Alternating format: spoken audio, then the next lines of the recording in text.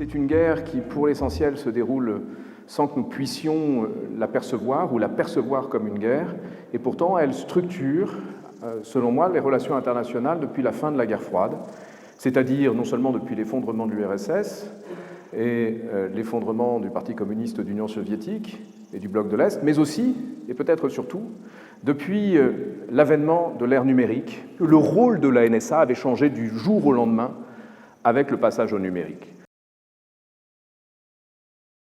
Je dis riposte, mais en réalité, ce qui caractérise d'abord la Russie, c'est la continuité.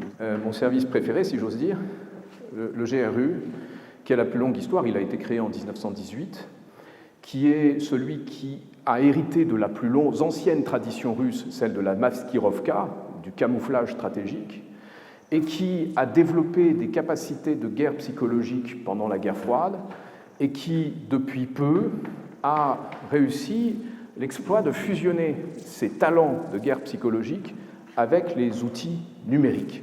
Il est, de loin, à mes yeux, le service le plus redoutable pour nos sociétés occidentales. L'élection de Donald Trump, une fois que Trump est élu, 4 jours après, les Russes, depuis Saint-Pétersbourg, organisent des manifestations pour et contre Trump. Pourquoi organiser une manifestation contre quelqu'un que vous avez aidé à élire?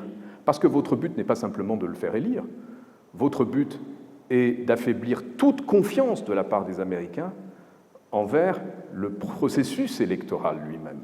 C'est de semer le chaos. L'utilité est simple. Elle est de cibler des individus fragiles, de les appâter par des contenus relevant de théories du complot, de les endoctriner dans des groupes Facebook, de les encourager à l'action, de faire en sorte qu'il y ait sur le terrain quelqu'un qui les guide dans l'action, et cela exacerbe leur potentiel destructeur, comme l'illustre le 6 janvier 2021 lors de l'invasion du Capitole. Et puis il y a TikTok.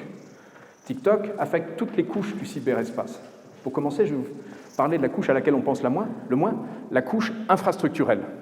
C'est des quantités considérables de vidéos consultées par 1,7 milliard de personnes qui, pour vous donner un exemple concret, en Norvège, ont empêché une usine d'armement de doubler sa capacité de production parce qu'elle n'avait pas l'énergie électrique nécessaire, parce que toute l'énergie disponible était bouffée par des vidéos de chats et de gens qui dansent sur TikTok.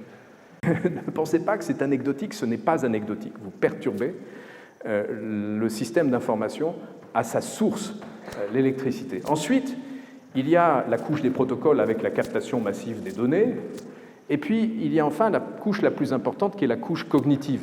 Il s'agit de capter l'attention, il s'agit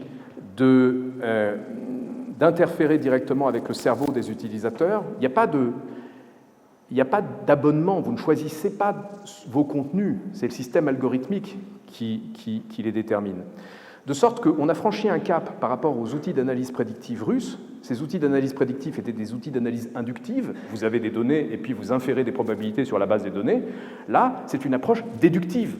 Vous exposez l'utilisateur à des vidéos de façon aléatoire, puis vous déterminez quels sont les contenus qui l'intéressent, vous établissez un certain nombre d'inférences sur les caractéristiques psychologiques de l'individu, et puis une fois que vous avez déterminé de façon assez fiable la psychologie de l'individu, vous l'exploitez. Vous avez quelqu'un qui souffre, faites-le souffrir davantage. Vous avez quelqu'un d'anxieux, rendez-le davantage anxieux. Vous avez quelqu'un qui est au bord du suicide, poussez-le un peu.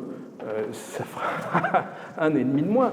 Le cerveau est considéré par la doctrine militaire chinoise comme le lieu de la confrontation ultime entre les grandes puissances. Et donc l'enjeu central.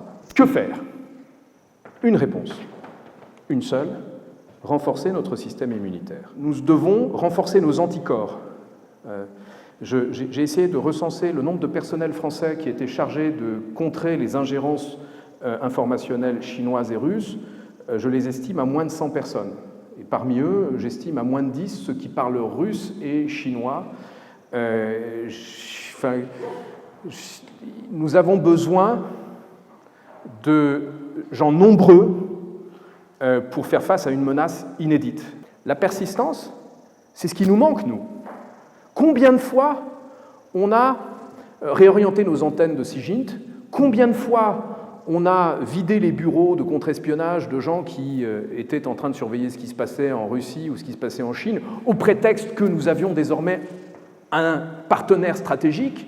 Combien de fois le ministère de la Sûreté de l'État nous a emberlificoté avec un récit dans lequel nous croyons d'autant plus volontiers que c'est ce que nous voulions croire. Nous voulions croire que les échanges allaient encourager la démocratie en Chine. Donc, nous sommes, de leur point de vue, des gens tristement et aisément manipulables.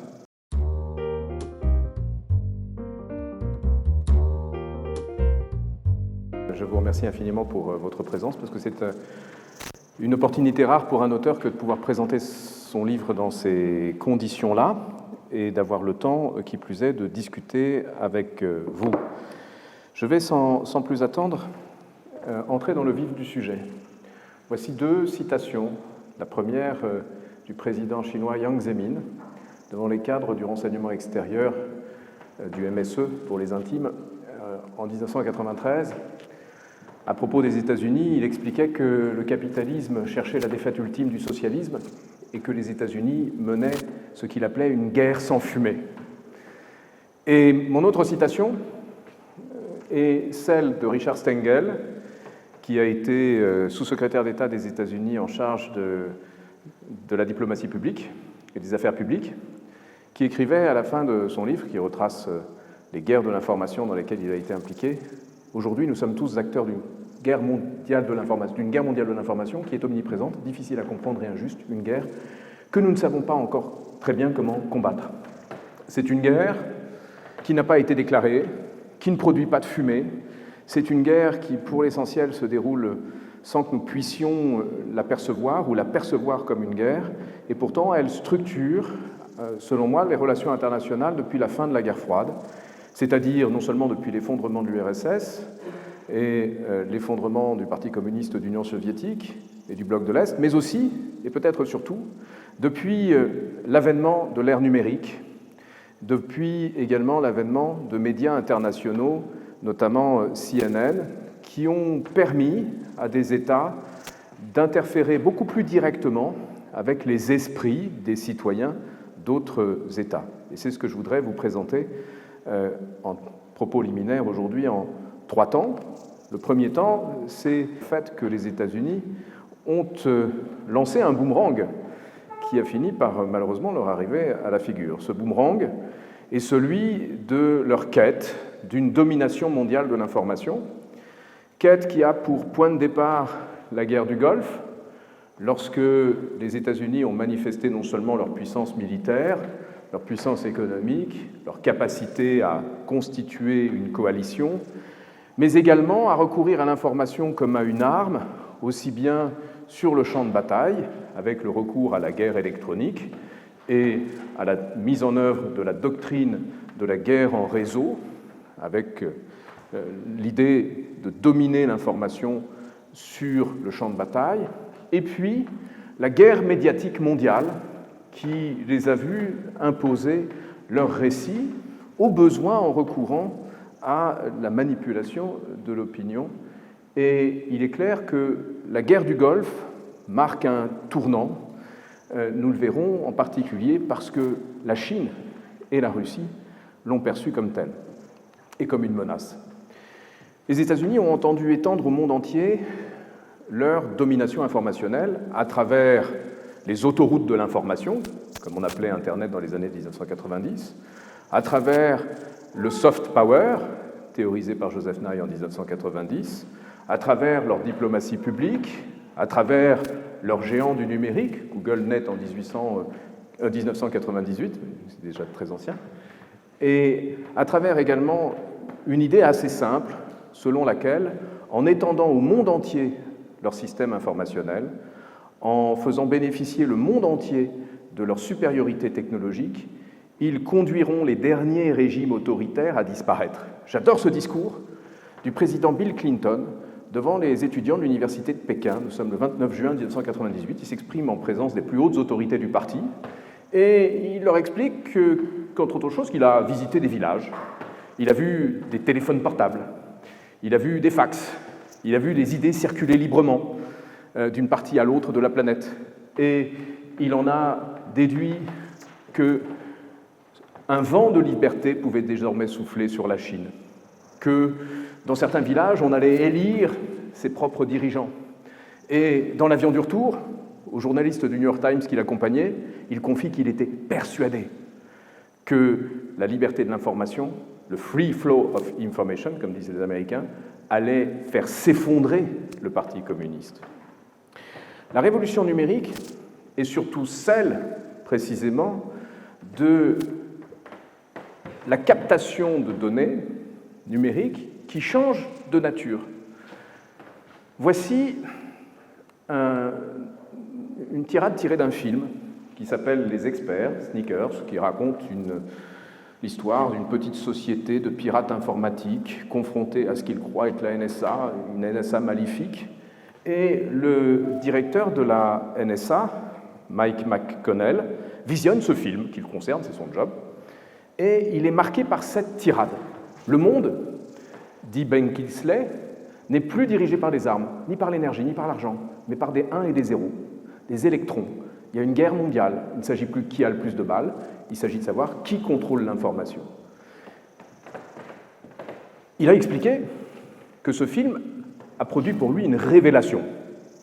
Ce n'est pas tout à fait un hasard, je vais vous expliquer quelle révélation, parce que ceux qui ont écrit ce film, les scénaristes, avaient auparavant écrit War Games. Vous savez, cet adolescent qui pirate les ordinateurs du Pentagone et manque de déclencher une guerre nucléaire mondiale. Et le président Reagan avait vu ce film, et après avoir vu ce film, il avait demandé au chef d'état-major des armées si ce scénario était plausible. Réponse une semaine après, oui, monsieur le président.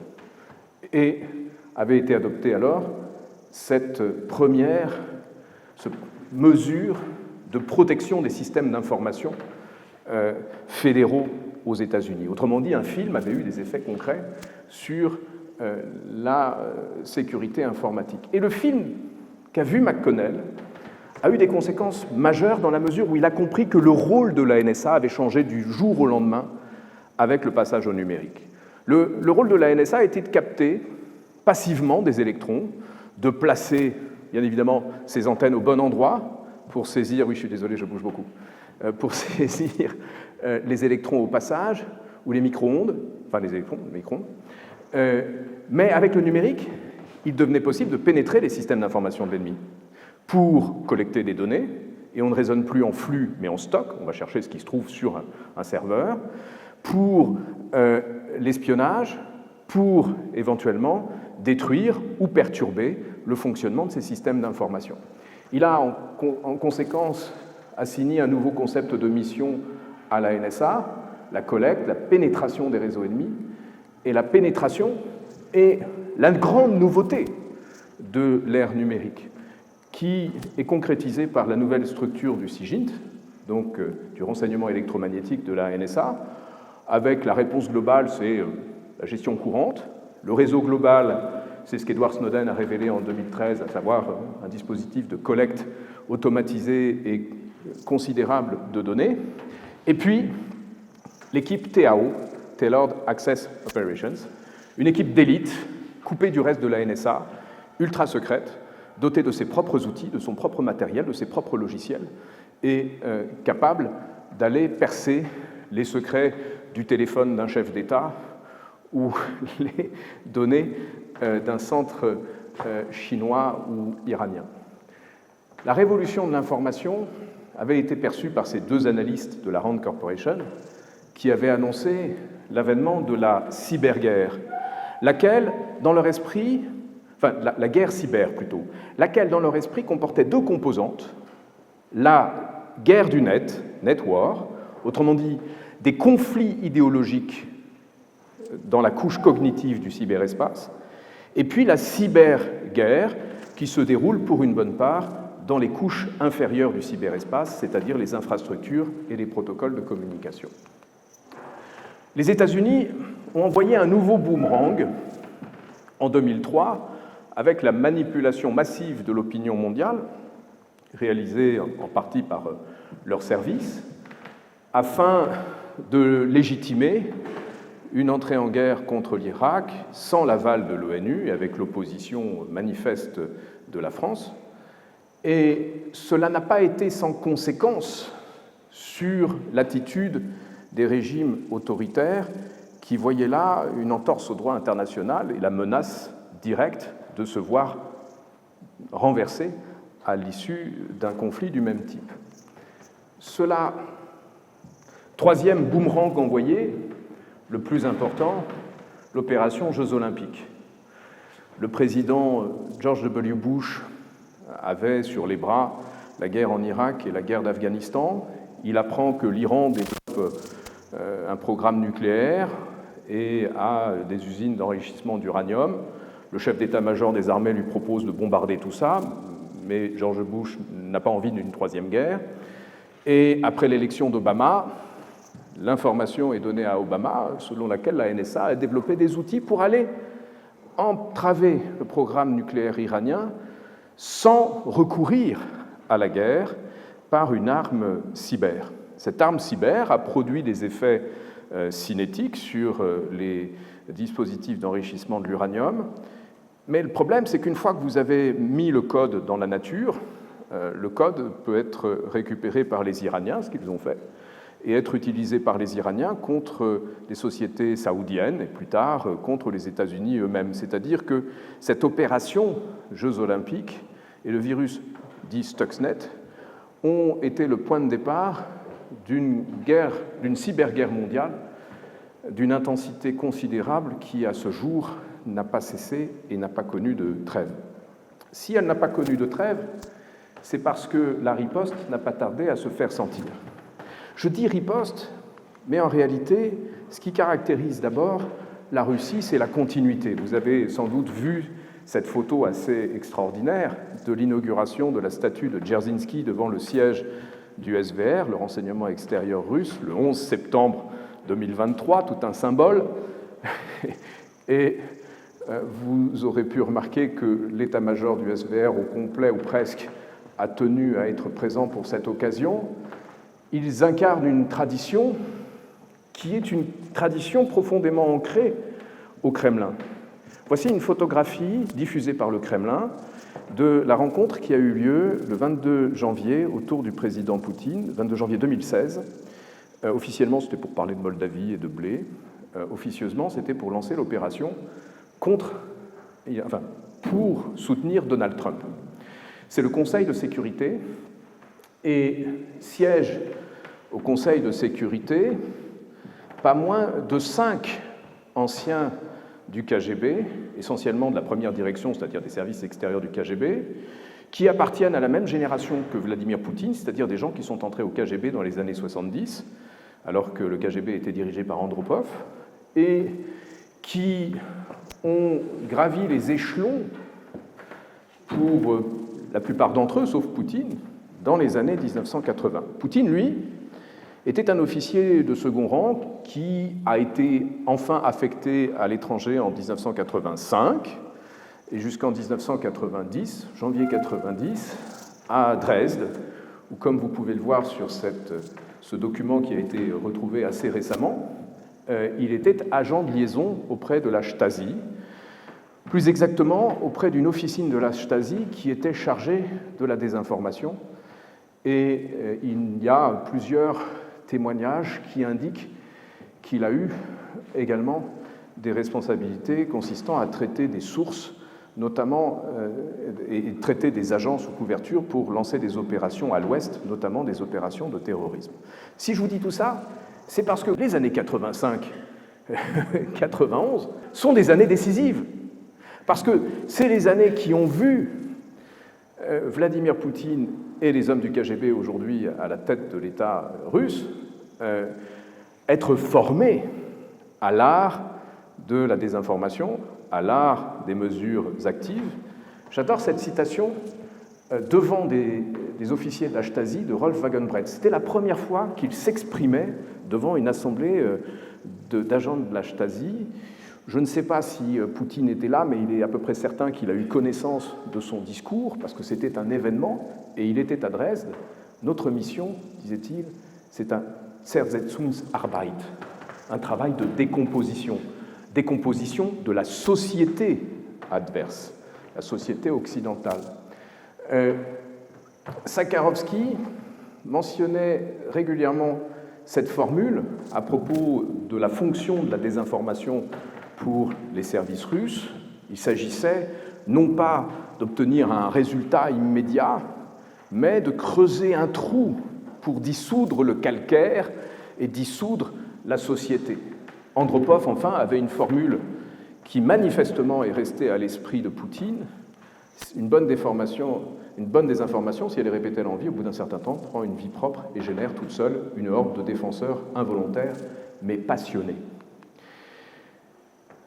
Une autre particularité extraordinaire, à mes yeux, d'historien, des services de renseignement extérieurs russes, c'est d'abord que les trois services ont des activités à l'étranger.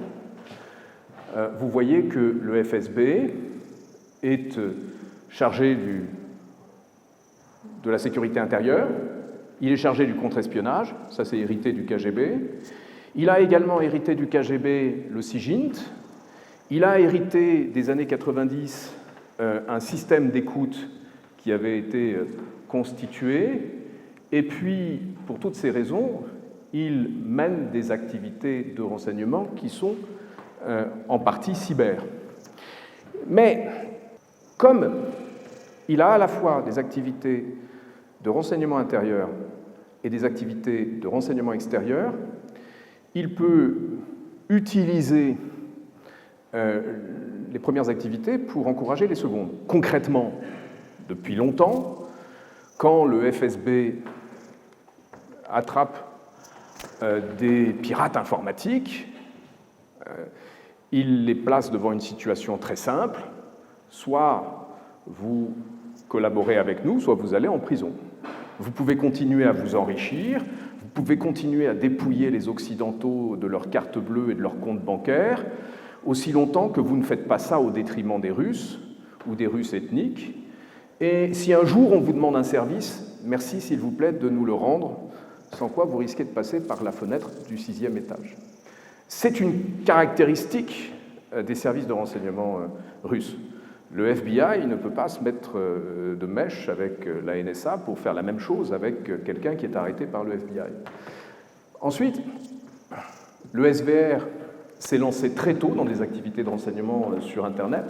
La première est de désinformation sur Internet, parce qu'une de ses activités essentielles, c'est d'influencer les opinions publiques occidentales à travers notamment des journalistes sous couverture, ce qu'il fait depuis 1995 sur Internet.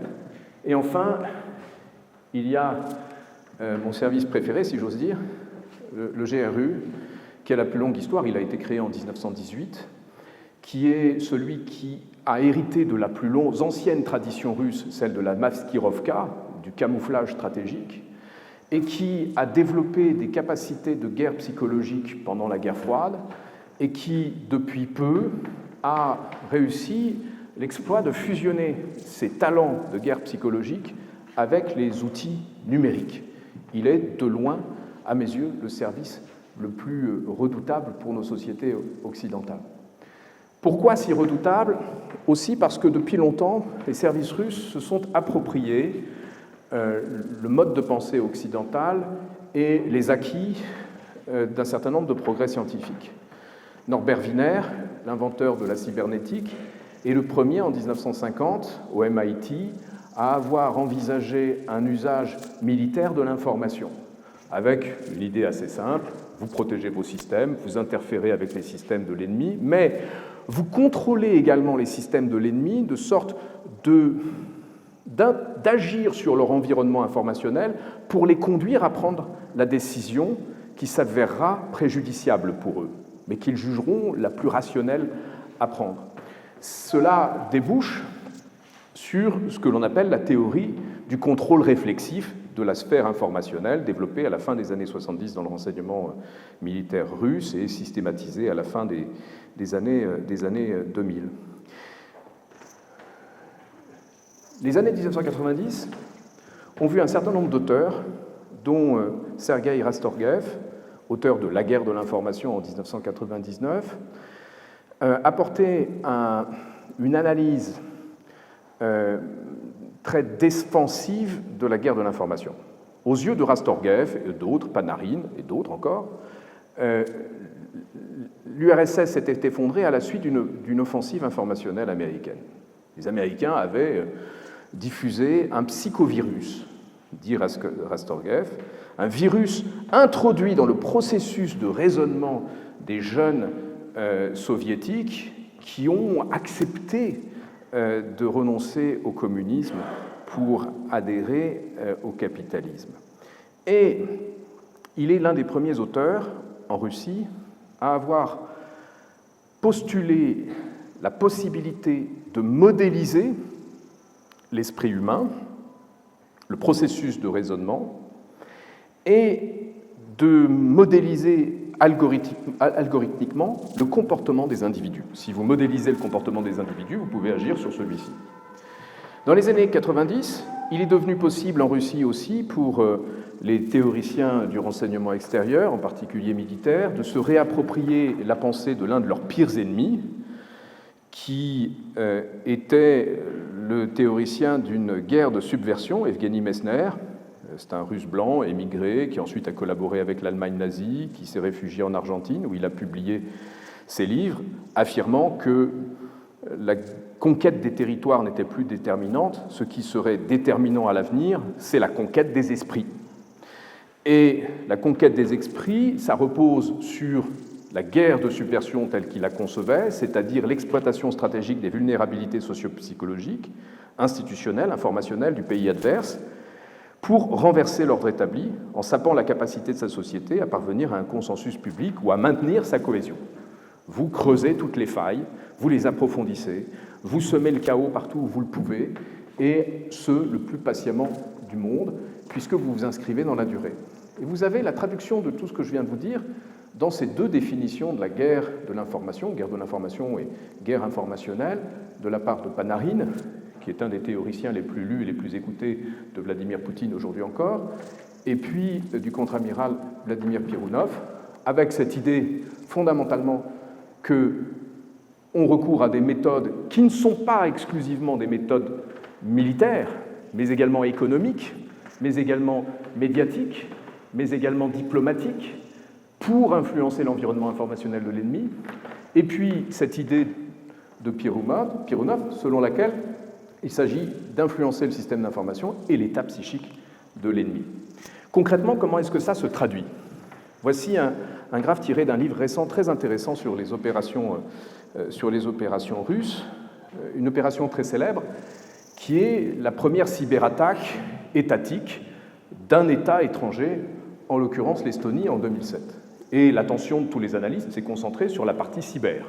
C'était assez intéressant, des attaques par déni de service, les services gouvernementaux qui étaient saturés, qui étaient incapables de répondre à la demande, on ne pouvait plus utiliser sa carte bancaire, enfin bref, c'était le chaos. Mais quand vous regardez les choses avec distance, vous constatez que les opérations cyber ont systématiquement été accompagnées d'opérations médiatiques émanant des médias d'État russes. Et souvent, ces opérations médiatiques étaient plus fortes après qu'avant. Vous constatez qu'il y avait également des agents sur le terrain, souvent des agents du GRU, qui organisaient des manifestations, encadraient des agents d'influence pour les inciter à la bagarre avec leurs opposants.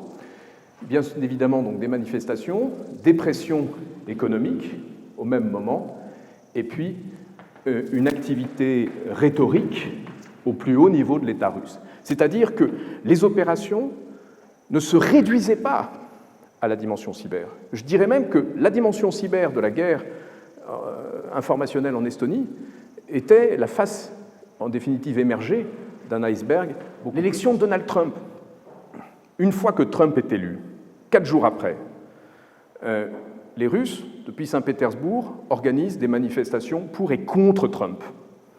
Pourquoi organiser une manifestation contre quelqu'un que vous avez aidé à élire? Parce que votre but n'est pas simplement de le faire élire. Votre but est d'affaiblir toute confiance de la part des Américains envers le processus électoral lui-même. C'est de semer le chaos. En France, beaucoup d'analystes se réjouissent de ce que les opérations du GRU au moment des Macron Leaks n'aient pas fonctionné, parce que, précisément, Marine Le Pen n'a pas été élue. Mais le but était-il vraiment d'élire Marine Le Pen? Les opérations d'information russes débutent en réalité après l'élection d'Emmanuel Macron, avec la diffusion massive de narratifs sur l'illégitimité de ce président élu. Il s'agit de creuser la faille de la défiance à l'égard des institutions. Et puis, le grand tournant, ce qui a changé le cours de la guerre de l'information, c'est le numérique, et en particulier les médias sociaux, qui ont été perçus comme une menace pour les régimes autoritaires, d'autant plus que le département d'État des États-Unis encourageait les dissidents, les subventionnait, encourageait les activistes à recourir au numérique pour organiser des manifestations. Et vous avez un certain nombre de régimes qui sont tombés lors des printemps arabes dans le cadre de ce que l'on a appelé des révolutions Twitter. Mais intéressons-nous aux régimes qui ne sont pas tombés. Les régimes qui ne sont pas tombés pendant les printemps arabes sont ceux qui n'ont pas coupé Internet, sont ceux qui n'ont pas cherché à fermer les pages Facebook, les comptes Twitter, mais qui ont chargé leurs services de renseignement intérieur de pénétrer ces réseaux Internet, d'y chasser les dissidents, et qui ont eu recours à des fermes de trolls, qui ont eu recours également à des sociétés occidentales pour les aider dans la mise en place de systèmes de surveillance automatisés et de social listening, par exemple, et qui ont instrumentalisé les médias sociaux à leur avantage. C'est le cas en particulier de la Russie. Le grand tournant, à mon sens, c'est décembre 2011, lorsque, à la suite des élections législatives, des dizaines de milliers de Russes manifestent contre des fraudes électorales manifestes, lesquelles ont été exposées par des vidéos, et que John McCain, candidat malheureux de l'élection présidentielle face à Obama, ennemi juré de Vladimir Poutine, qui avait promis à Vladimir Poutine qu'il finirait comme Kadhafi, c'est-à-dire lynché dans la rue, tweet, dire Vlad, le printemps arabe arrive dans un quartier près de chez toi. Et vous pouvez imaginer quel a été le ressenti, c'est-à-dire que bon, même les plus grands paranoïaques ont des ennemis. Et donc, on ne peut pas expliquer l'attitude de Poutine exclusivement par la paranoïa. Il a perçu là une offensive qui a été interprétée par son entourage comme une guerre en réseau, non pas la guerre en réseau telle que conçue par les Américains, mais la guerre en réseau telle que conçue par les Russes, c'est-à-dire s'appuyant sur des réseaux pour saper l'autorité de l'adversaire, des réseaux non militaires, des réseaux militants, des réseaux minoritaires, des réseaux de communautés hostiles au pouvoir central. Et la réaction de Vladimir Poutine a été extrêmement brutale. Je ne vais pas la décrire en détail, je vais insister sur un aspect qui, à mes yeux, est le plus important. Wiener disait qu'il n'y a pas de ligne Maginot du cerveau. Et c'était une phrase prémonitoire. Parce qu'une fois que l'ennemi accède au cerveau, d'une manière ou d'une autre, il peut manipuler les caractéristiques psychologiques de l'individu. Le grand tournant a eu lieu dans une conférence qui se tenait à Toronto, une conférence de chercheurs dans le domaine numérique qui écoutaient avec grand intérêt cette présentation de chercheurs américains concernant une méthode de prédiction de la personnalité à partir des données Facebook. Et c'était une méthode assez simple.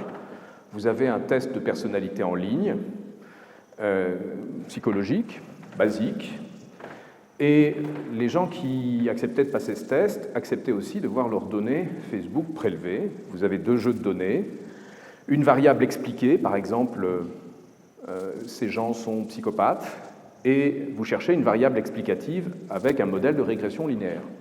Et vous arrivez rapidement, ce qu'ont fait certains des plus grands spécialistes de ce domaine à l'époque, en particulier Michal Kosinski, qui était d'abord à Cambridge avant d'être à Stanford, et puis David Stilwell, qui aujourd'hui depuis 2019 est le directeur du Psychometric Center de Cambridge. Ils ont établi qu'on peut prédire des traits privés tels que la personnalité, l'orientation sexuelle, la religion, à partir de ce que l'on aime sur Facebook. Non seulement ça, mais il n'y a pas besoin de beaucoup de choses pour prédire des choses que, éventuellement, vous voulez que l'on ne sache pas. Il suffit, par exemple, d'un tout petit nombre de likes pour que la machine ou le système prédise de façon plus accurate, plus effective, plus efficace votre personnalité que vos collègues de travail. Donc avec 10 likes, le système le faisait mieux à l'époque. Et puis, vous voyez que avec 250 likes, le système vous connaissait mieux que votre propre épouse et votre propre conjoint. Cela n'a pas échappé à un personnage central, auquel je consacre la moitié d'un de mes chapitres, parce qu'il est un personnage extrêmement important dans l'histoire de la guerre de l'information, Alexander Kogan. Il est moldave, il a grandi en Russie, il a émigré aux États-Unis, il a étudié la physique, puis la psychologie, il a rejoint Cambridge, il s'est intéressé de près aux travaux de psychométrie des gens que j'ai cités, puis il a été recruté par une société dont je vais parler dans un instant, qui est Cambridge Analytica, parce qu'il présentait un intérêt assez majeur. Il était pris de passion pour la sombre triade, c'est-à-dire un type de personnalité extrême, des gens qui sont à la fois psychopathes, de type 1 ou type 2, narcissiques et machiavéliens. Et ces gens étaient très intéressants pour l'équipe de Cambridge Analytica, c'est-à-dire Steve Bannon, parce qu'ils étaient plus enclins que la moyenne à adhérer à des théories du complot. Ils étaient également plus enclins à s'engager dans des actions violentes. Et à l'époque, c'était une découverte assez extraordinaire, parce que traditionnellement, quelqu'un qui adhère à une théorie du complot, d'un point de vue historique, le fait en raison de son éducation, de sa religion, de sa culture, de son environnement, c'est-à-dire de ce que Bourdieu aurait appelé son habitus. Et puis là, il devient possible de sortir de l'identité partisane, idéologique ou religieuse pour avoir pour élément déclencheur, élément déterminant plutôt que déclencheur, la personnalité, les orientations antisociales, narcissisme, machiavélisme, psychopathie, c'est-à-dire la sombre triade. Vous avez découvert ça, vous savez comment activer, en quelque sorte, les traits les plus sombres d'individus au bénéfice de votre projet de société, qui était en l'occurrence pour Bannon une armée de trolls, de gens qui allaient harceler en ligne leurs adversaires, harceler des femmes, harceler des démocrates, leur promettre des choses horribles. Et c'est précisément ce qui intéressait Steve Bannon dans une perspective qui était celle de l'application de techniques de PSYOPs, de guerre psychologique, qui étaient assez classiques dans un milieu qui était celui de SCL, une société britannique, la société mère de Cambridge Analytica, c'est-à-dire fomenter des coups d'État en Afrique pour le compte d'un service de renseignement britannique, mais qui pouvaient être désormais appliqués à la sphère civile. Le vrai scandale de Cambridge Analytica, ce n'est pas les 87 millions de profils qui ont été récupérés sur Facebook. Le vrai scandale, c'est qu'une technologie militaire étatique se soit retrouvée entre les mains d'individus qui l'ont perfectionnée, appliquée à grande échelle sur les médias sociaux. Et puis, il y a un scandale secondaire qui est que cela n'a pas échappé au service de renseignement russe. Et là, ça devient très drôle. C'est-à-dire qu'ils ont fait ce qu'ils font. D'abord, ils ont invité le chercheur Kozinski à venir travailler à Saint-Pétersbourg avec une bourse d'État au sein de l'équipe de psychologie. Donc, le FSB était au courant. Ensuite, le FSB a recouru à Lukoil, où il y a beaucoup d'agents du FSB sous couverture, pour solliciter un rendez-vous commercial avec la société mère de Cambridge Analytica, SCL, et ils expliquent que c'est pour les activités de Lukoil, étendre leur commerce, mais la seule chose qui les intéressait, c'était le ciblage psychologique des électeurs américains. Étrange, non, pour Lukoil? Et puis enfin, le GRU entre en scène, est fidèle à son mode d'action.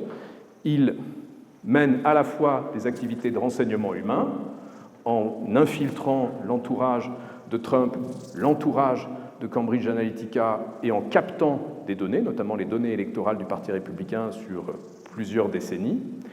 Et puis, ils ont aussi hacké l'ordinateur de Michal Kozinski. On n'est jamais trop tranquille, jamais trop sûr.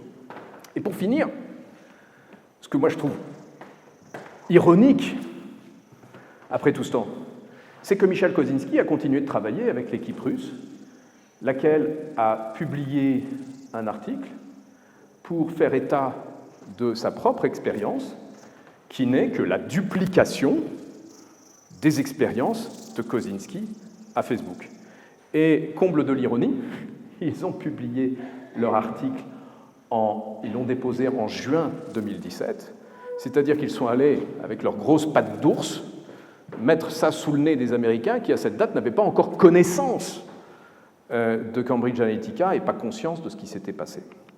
En attendant, cette technologie assez simple a été employée à grande échelle par le GRU, ses sociétés sous contrat, et également par l'Internet Research Agency de Prigogine, en particulier lors du lancement du mouvement QAnon. À l'origine, c'était une opération de diversion. Vous aviez Paul Manafort, l'ancien directeur de campagne de Trump, qui allait être arrêté par le FBI pour ses liens avec la Russie. Et dans l'entourage de Trump, des gens lancent cette opération de diversion qui s'est appelée Q. C'était le pseudonyme qui faisait référence à une habilitation secret nucléaire du ministère de l'Énergie américain, qui prétendait que ce n'était pas Manafort qui allait être arrêté le 30 octobre, mais Hillary Clinton. Et que Trump menait un combat secret des forces du bien contre les forces du mal, qui étaient Hillary Clinton et ses sbires, tous plus satanistes les uns que les autres, financés également bien évidemment par l'ennemi absolu Soros, l'ennemi absolu pour les Russes.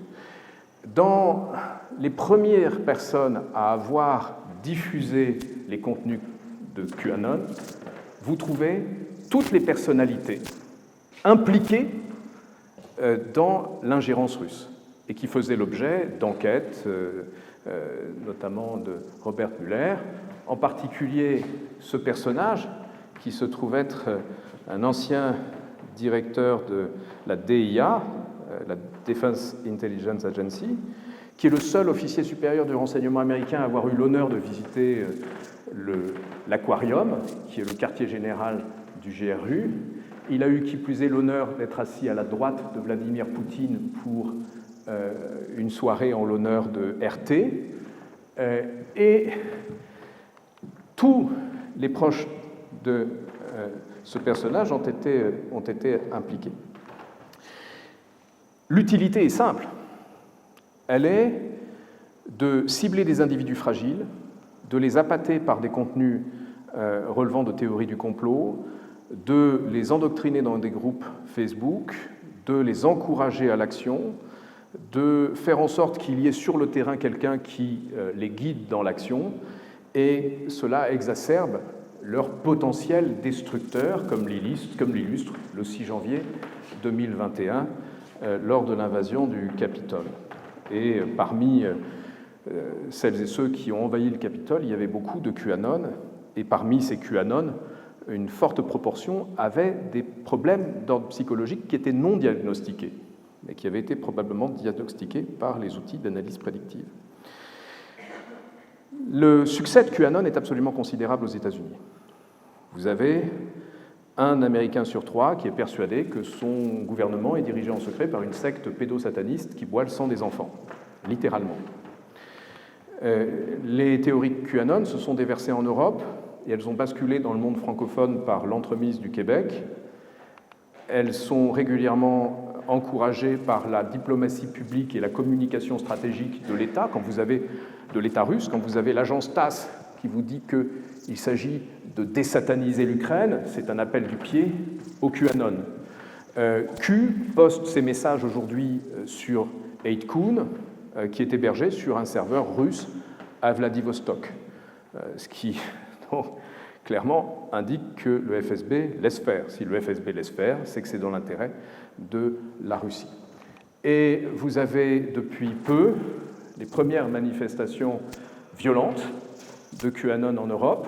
Pour l'instant, c'est la Belgique, mais nous ne devrions pas malheureusement attendre trop longtemps avant de voir le même type de phénomène se produire en France. C'est une menace immédiate, urgente, qui est inédite et qui a un caractère potentiellement terroriste. Maintenant, pour terminer, je voudrais parler de la Chine. La Chine a perçu la guerre du Golfe comme une révolution dans l'art de la guerre, comme une guerre hors limite, ce qui a conduit ces deux officiers supérieurs de l'APL, l'Armée populaire de libération, à théoriser cette guerre sans limite. La Chine, comme la Russie, comme l'Iran, a assuré la fermeture de son espace informationnel numérique à l'égard des ingérences étrangères. La Chine, en 2003, pendant le moment de la guerre du Golfe, a élaboré une nouvelle doctrine pour les opérations informationnelles de l'Armée populaire de libération, la doctrine des trois guerres, avec la guerre de l'opinion publique, qui consiste à influencer, conditionner les perceptions à travers les médias, mais aussi à travers les échanges. Et c'est une tâche essentielle qui est dévolue au MSE, le ministère de la Sûreté d'État, qui a fait l'objet d'un excellent livre de Joske très récemment. Ensuite, la guerre psychologique, consistant à influencer et perturber les capacités de décision de l'adversaire, ses dirigeants, son personnel militaire, sa population civile. Et puis la guerre du droit. À partir du moment où les États-Unis ont joué avec le droit en Irak, la Chine se sent autorisée à jouer des interstices juridiques pour faire avancer ses intérêts, par exemple, en mer de Chine. Et la Chine s'est dotée de capacités cyber absolument considérables, qui faisaient dire à James Comey, alors patron du FBI en 2014, qu'il y avait deux types de grandes entreprises aux États-Unis. Il y a celles qui ont été piratées par les Chinois et celles qui ne savent pas qu'elles ont été piratées par les Chinois. Je pense que cette phrase est valable de beaucoup d'entreprises dans le monde. J'ai peur que ce soit valable pour les entreprises françaises. Ensuite, la Chine s'est dotée d'équipes de hackers qui ont mené des opérations assez extraordinaires. Je n'entre pas dans le détail de ces opérations. La plus invraisemblable est celle qui leur a ouvert l'accès le plus simplement du monde aux fichiers que doivent remplir tous les Américains qui sollicitent une habilitation secret défense. Et donc 26 millions de dossiers, la possibilité d'identifier par conséquent les détenteurs du secret défense, d'identifier les agents de renseignement américains. Ça a été l'un des plus gros coups durs de l'histoire de la CIA, qui a dû rapatrier en urgence un grand nombre de son personnel sous couverture ou sans couverture. Les Chinois se faufilent aussi dans une faille législative américaine. Une entreprise chinoise ne peut pas racheter une société de la Silicon Valley, mais elle peut prendre des participations. Et donc, vous avez aujourd'hui 10% des participations dans la Silicon Valley qui sont chinoises. Il s'agit d'aller chercher les technologies, de la même façon que le KGB en son temps, sous Gorbatchev, allait chercher massivement les technologies en organisant des différentes filières pour ce faire. Ensuite, la Chine joue la carte de l'influence et de la déplatformisation avec le recours à des influenceurs rémunérés, notamment des influenceurs occidentaux qui chantent ses louanges. La France est une cible privilégiée de cette campagne de recrutement d'influenceurs, le plus légalement du monde, comme le révèle ce rapport très récent de Microsoft. Et puis il y a TikTok. TikTok affecte toutes les couches du cyberespace. Pour commencer, je vais vous parler de la couche à laquelle on pense le moins, la couche infrastructurelle. C'est des quantités considérables de vidéos consultées par 1,7 milliard de personnes qui, pour vous donner un exemple concret, en Norvège, ont empêché une usine d'armement de doubler sa capacité de production parce qu'elle n'avait pas l'énergie électrique nécessaire, parce que toute l'énergie disponible était bouffée par des vidéos de chats et de gens qui dansent sur TikTok. Ne pensez pas que c'est anecdotique, ce n'est pas anecdotique. Vous perturbez le système d'information à sa source, l'électricité. Ensuite, Il y a la couche des protocoles avec la captation massive des données, et puis il y a enfin la couche la plus importante qui est la couche cognitive. Il s'agit de capter l'attention, il s'agit d'interférer directement avec le cerveau des utilisateurs. Il n'y a pas d'abonnement, vous ne choisissez pas vos contenus, c'est le système algorithmique qui les détermine. De sorte qu'on a franchi un cap par rapport aux outils d'analyse prédictive russes. Ces outils d'analyse prédictive étaient des outils d'analyse inductive. Vous avez des données et puis vous inférez des probabilités sur la base des données. Là, c'est une approche déductive. Vous exposez l'utilisateur à des vidéos de façon aléatoire, puis vous déterminez quels sont les contenus qui l'intéressent, vous établissez un certain nombre d'inférences sur les caractéristiques psychologiques de l'individu, et puis une fois que vous avez déterminé de façon assez fiable la psychologie de l'individu, vous l'exploitez. Vous avez quelqu'un qui souffre, faites-le souffrir davantage. Vous avez quelqu'un d'anxieux, rendez-le davantage anxieux. Vous avez quelqu'un qui est au bord du suicide, poussez-le un peu. Ça fera un ennemi de moins. Vous avez des enfants occidentaux à porter, exposez-les à la pornographie au plus jeune âge, exposez-les à des jeux violents, faites circuler de façon virale des choses qui peuvent leur être dommageables psychologiquement ou physiquement, tels que ces jeux viraux consistant à se faire des cicatrices, pour ne prendre que ou le jeu du foulard, etc. Bref, c'est un outil de subversion, c'est la revanche de la guerre de l'opium, ça ne fait absolument aucun doute, et ne fait aucun doute non plus la subordination de ByteDance, la société mère, aux intérêts stratégiques du Parti communiste. La Chine a signé avec la Russie en 2015 un pacte de non-agression. C'est lancé avec la Russie dans la construction d'infrastructures communes, infrastructures de fibres, les routes de la soie numérique, infrastructures de serveurs en Sibérie. Et puis la Chine et la Russie ont poussé plus loin leur coopération, notamment par une convergence de leurs opérations d'information, et pas plus exactement de désinformation, une convergence qui se mesure empiriquement par la convergence des narratifs. Il y a enfin une dimension fondamentale qui est l'adoption de la stratégie de la guerre intelligentisée en 2019, qui se caractérise par 4 éléments: des capacités accrues de traitement de l'information, une prise de décision rapide, l'essaimage, qui consiste à saturer la cible de contenu, et les Chinois ne saturent pas seulement les cibles de contenu informationnel, ils saturent les services de contre-espionnage occidentaux de cibles potentielles, avec des milliers d'agents. Vous n'avez pas le temps de traiter la menace, tellement elle est grande et insaisissable. Il s'agit enfin de la guerre cognitive, c'est-à-dire que le cerveau est considéré par la doctrine militaire chinoise comme le lieu de la confrontation ultime entre les grandes puissances, et donc l'enjeu central. Par conséquent, le domaine cognitif est une priorité pour la Chine. La Chine s'est lancée dans des opérations de manipulation de l'information à une échelle inédite dans l'histoire. Le dernier exemple en date nous vient de NewsGuard. Alors, je ne suis pas sûr à ce stade que ce soit la Chine, mais ça ne me semble pas impossible, à savoir cette opération d'un agent, quel qu'il soit, une organisation qui a créé 17 comptes TikTok, lesquels, en recourant à l'IA générative, ont produit 5000 audios totalement faux, conspirationnistes, qui ont touché 336 millions de personnes et ont recueilli 14,5 millions de likes, le tout en 6 semaines, 8 semaines. C'est-à-dire qu'en 8 semaines, ils ont produit l'effet qui était celui des opérations russes en 5 à 6 mois en 2016.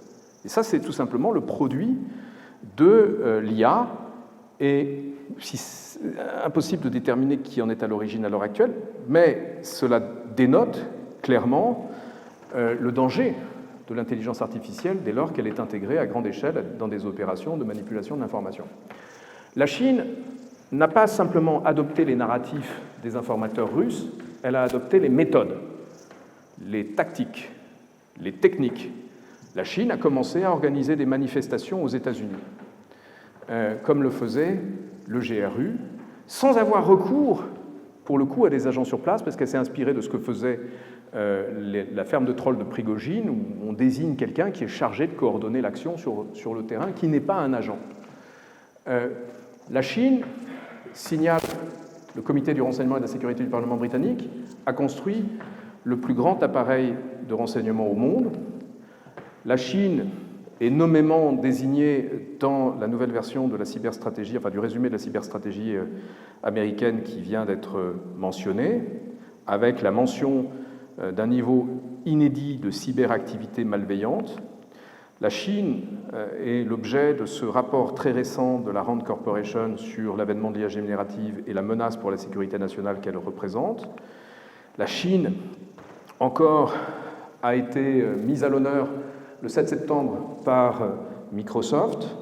La Chine a été mise à l'honneur dans une opération de désinformation reposant sur l'IA à propos des incendies à Hawaï. C'est un terrain d'entraînement pour ce qui probablement nous attend l'année prochaine. La Chine a mis en alerte l'armée australienne et les services de renseignement de contre-espionnage australiens. La Chine a donné un mal de tête au patron du FBI qui explique que s'il mobilisait la totalité de ses agents sur la menace cyber chinoise, il aurait quand même 50 Chinois pour un agent du FBI. C'est dire le rapport de force et c'est dire l'inquiétude. Le FBI s'est exprimé, la NSA s'est exprimée, la CIA s'est exprimée. La menace est clairement identifiée. Elle ne concerne pas que les institutions militaires, elle ne concerne pas que les grandes entreprises. La menace nous concerne tous parce que cette guerre a vocation à se dérouler à l'intérieur de nos cerveaux. Et très récemment, le département d'État a publié le meilleur rapport sur la menace chinoise, meilleur notamment parce qu'il la prend dans toutes ses dimensions cyber, informationnelle, classique, diplomatie publique, ce qui a valu aux États-Unis de se faire qualifier d'empire du mensonge par Pékin, qui a pris la peine de répondre à ce rapport. Voici la carte des élections de 2024 et pourquoi, à mon sens, notre niveau de préoccupation devrait être élevé, d'autant plus élevé après l'exemple qui nous a été donné en Slovaquie d'une opinion publique qui a été pratiquement retournée comme une crêpe en l'espace de 15 jours. Nous faisons face à une année qui est particulièrement risquée. Que faire ? Une réponse, une seule, renforcer notre système immunitaire. Nous faisons face à des virus médiatiques ou à des psychovirus. C'est ainsi qu'ils sont conçus par nos adversaires, les régimes autoritaires. Et face à un psychovirus, il faut d'abord encourager le dépistage pour rendre visibles les psychovirus. Et je crois que la meilleure façon d'encourager le dépistage, c'est d'encourager la transparence avec l'équivalent français de la loi FARA, Foreign Agents Registration Act, qui, aux États-Unis depuis 1938, fait obligation à quiconque mène une action d'influence pour le compte d'un État étranger ou d'agents étrangers, même non étatiques, de déclarer son activité. Ce que vous voyez est quelque chose que vous pouvez combattre plus facilement que ce que vous ne voyez pas. Ensuite, l'Observatoire Information et Démocratie, qui sera l'équivalent du GIEC pour la désinformation mondiale, jouera incontestablement un rôle important pour ce dépistage. Ensuite, il nous faut mettre en place un cordon sanitaire. Nous avons besoin d'une safe zone, en particulier sur les réseaux sociaux, face à la menace que représente TikTok et l'IA générative, et que représente aussi Twitter. Je crois que la seule façon de s'en sortir de façon rapide, c'est la création d'un réseau social de service public européen qui garantisse l'intégrité à la fois des données et des contenus, l'intégrité de l'information en ligne, tout en respectant la liberté d'expression et d'information. Nous devons renforcer nos anticorps. J'ai essayé de recenser le nombre de personnels français qui étaient chargés de contrer les ingérences informationnelles chinoises et russes. Je les estime à moins de 100 personnes. Et parmi eux, j'estime à moins de 10 ceux qui parlent russe et chinois. Nous avons besoin de gens nombreux pour faire face à une menace inédite. Il faut renforcer la sous-direction du Quai d'Orsay en charge de la veille et de la riposte. pour la porter à un niveau digne de la menace. Il faut renforcer les moyens de Viginum, il faut renforcer les moyens de nos services. On a donné une priorité, et c'était légitime, aux cybercommandes, c'est-à-dire à la dimension militaire, mais les cerveaux sont devenus plus faciles à hacker que les serveurs. Et donc il est urgent aujourd'hui de renforcer nos services qui se penchent sur la dimension cognitive. Et puis enfin, les meilleurs anticorps, c'est le journalisme de vérification, journalisme de qualité. RSF a proposé une initiative de certification internationale qui paraît tout à fait intéressante. Nous avons besoin également d'un service public beaucoup plus fort. On a besoin de davantage de gens qui parlent le mandarin dans nos médias internationaux. On a besoin d'investir dans le journalisme de qualité. Bref, il y a des choses que nous pouvons faire, mais que nous devons faire maintenant. Merci pour votre attention.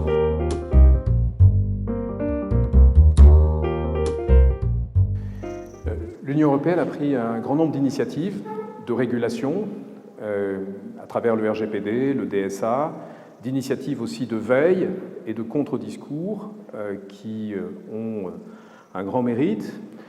En revanche, il me semble que, s'agissant des médias sociaux, les dispositifs existants ont montré leurs limites. En 2018, il y a eu un partenariat signé par un grand nombre d'acteurs du monde numérique. Cet été, la Commission a fait le bilan, et ce bilan est qu'on est très loin de ce qui était attendu. Et s'agissant du DSA, on peut, depuis samedi, constater que sa mise en œuvre se heurte concrètement à la mauvaise volonté de certains acteurs, qui sont TikTok ou Twitter. Et que faire face à la mauvaise volonté de ces acteurs? Engager une procédure de sanction qui aboutira dans quelques années au versement d'une amende. Combien de démocraties seront encore là dans quelques années?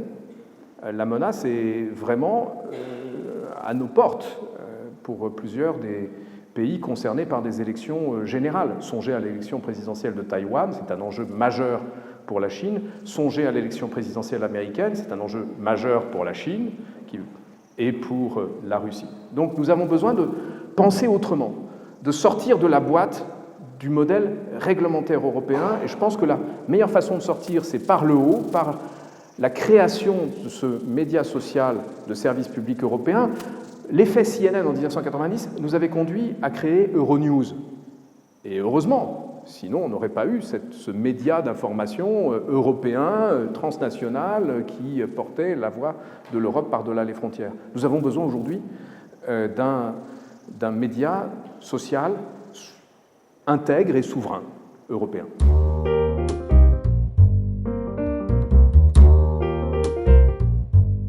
L'Iran, pendant la guerre froide, avait constitué un réseau informationnel assez important, avec une agence de presse, avec des médias internationaux, avec un certain nombre de relais dans le monde chiite et alaouite et au-delà. Aujourd'hui, à l'ère de la guerre de l'information, l'Iran s'appuie sur une série de partenaires dont je traite assez longuement dans le livre, qui sont, outre la Russie et la Chine, la Corée du Nord, la Syrie.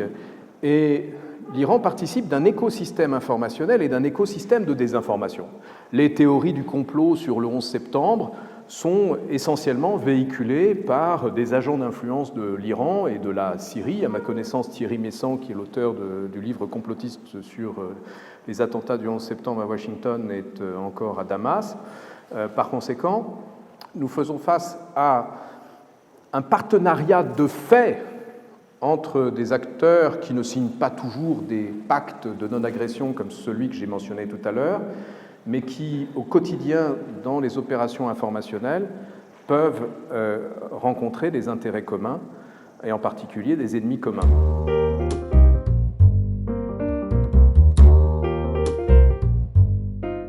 Certes, Israël a des champions des technologies et exporte un certain nombre de ces technologies. Il en est beaucoup question dans la presse actuellement.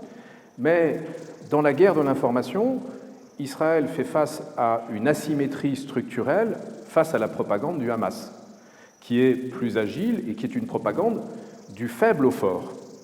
De sorte que sa supériorité technologique ne lui est pas davantage utile que sa supériorité militaire ou sa supériorité économique, dans la mesure où le Hamas a su depuis 2002, c'est-à-dire depuis l'opération de Jenin, se servir des téléphones portables, des vidéos, d'Internet, en 2008 des médias sociaux, pour mener une guerre à une autre échelle, qui n'est pas celle des opérations militaires, mais celle de l'opinion publique mondiale et celle de la diplomatie mondiale.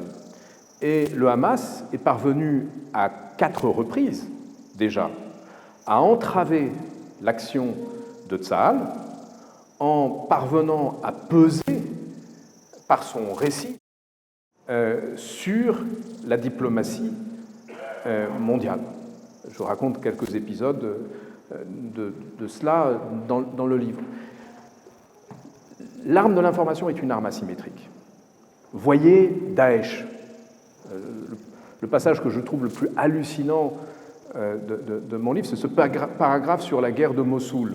Vous avez une centaine, peut-être 200 de militants sur des pick-up qui s'emparent d'une ville de 2 millions d'habitants, défendue par 3 divisions de l'armée irakienne, équipées, entraînées par l'armée américaine.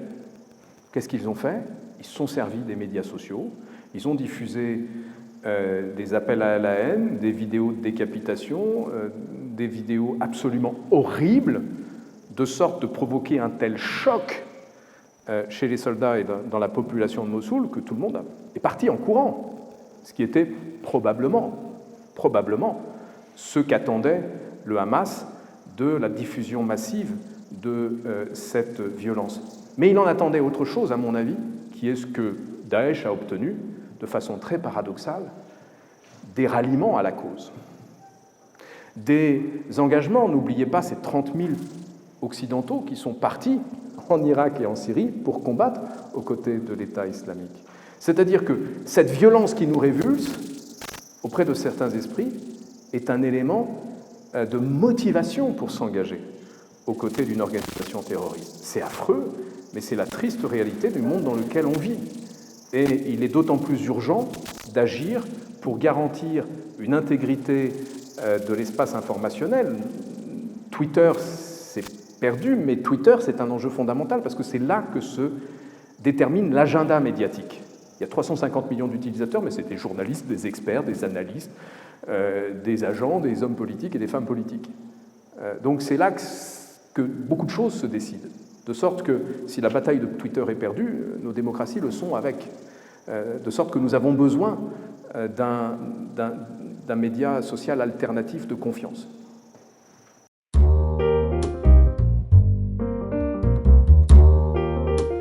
Je ne crois pas.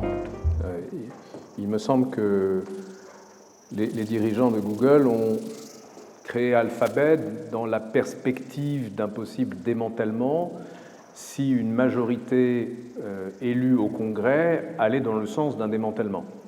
La probabilité d'un démantèlement décidé par le Congrès est aujourd'hui extraordinairement faible. Donc pour ma part, je n'y crois pas. Google est un acteur géopolitique majeur, et je dois dire ici que Google, comme Microsoft, est impliqué de notre côté, c'est-à-dire du côté du soutien de l'Ukraine et des Ukrainiens dans la guerre décidée par Vladimir Poutine en Ukraine. Le patron de Microsoft disait que le front ukrainien passait par Redmond. Je crois que le front ukrainien passe aussi par le siège de Google. Google, comme Microsoft, ont été des acteurs importants pour déjouer les cyberattaques russes, et à ma connaissance continuent de l'être, ce que peut-être les services de renseignement russes n'avaient pas anticipé. Ils n'avaient peut-être pas anticipé que des sociétés commerciales deviendraient des acteurs à part entière de la guerre. Et voyez que ça, rien que ça, c'est un bouleversement géopolitique majeur lorsque Google ou Microsoft déclarent la guerre.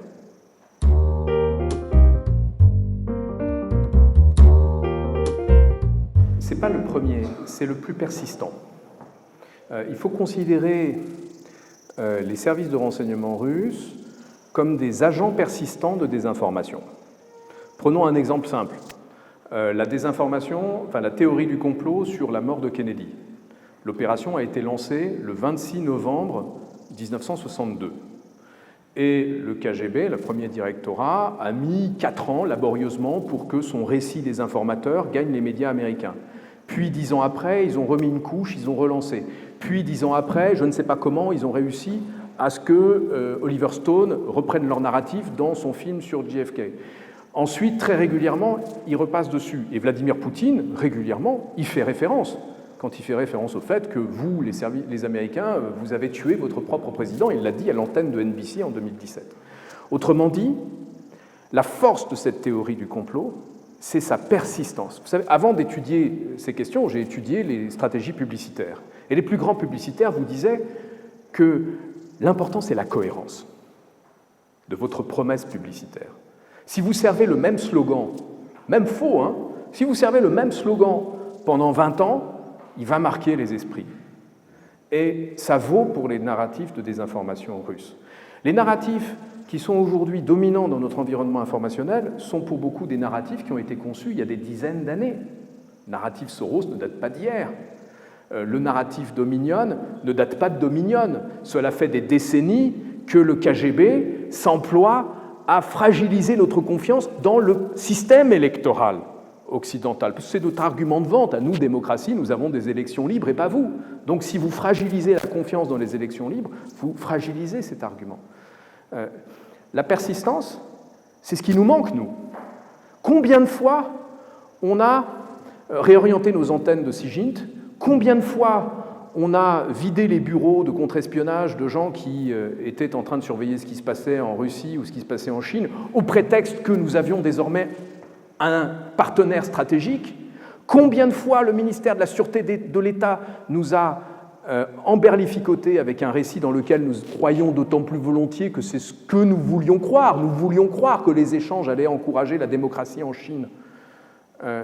Donc, nous sommes, de leur point de vue, des gens tristement et aisément manipulables. Victor Agayant, qui était deux fois ambassadeur à Paris et puis qui a été sous couverture de journaliste et qui a été le patron du service de désinformation du KGB pendant 2 décennies, le service A, Agayant disait « Si les Occidentaux n'avaient pas la liberté de la presse, il faudrait l'inventer pour eux. » Parce que la liberté de la presse, c'est ce qui leur permet de glisser leur narratif. C'est ce qui leur permet de nous endormir sur leur... ce qui leur permet de tenir un double discours. Ce qui leur permet aussi d'établir une équivalence. Combien de fois j'ai affaire à des agents russes, des agents pro-russes, pardon, agents russes peut-être, je ne sais pas, mais en tout cas pro-russes, qui me disent mais voyez-vous, France 24, c'est pareil que RT. Non, c'est pas pareil. France 24, quand le président de la République a demandé à ce que France Média Monde serve le narratif français en Afrique, la réponse a été un communiqué des journalistes disant « Non, nous ne sommes pas un média d'État, nous ne sommes pas aux ordres du président de la République, nous sommes un média de service public. » Quand la patronne de RT est interrogée sur ses fonctions, elle dit « Je suis un soldat dans la guerre de l'information ». Elle n'a pas d'état d'âme, elle a le doigt sur la couture du pantalon. Bon, voilà.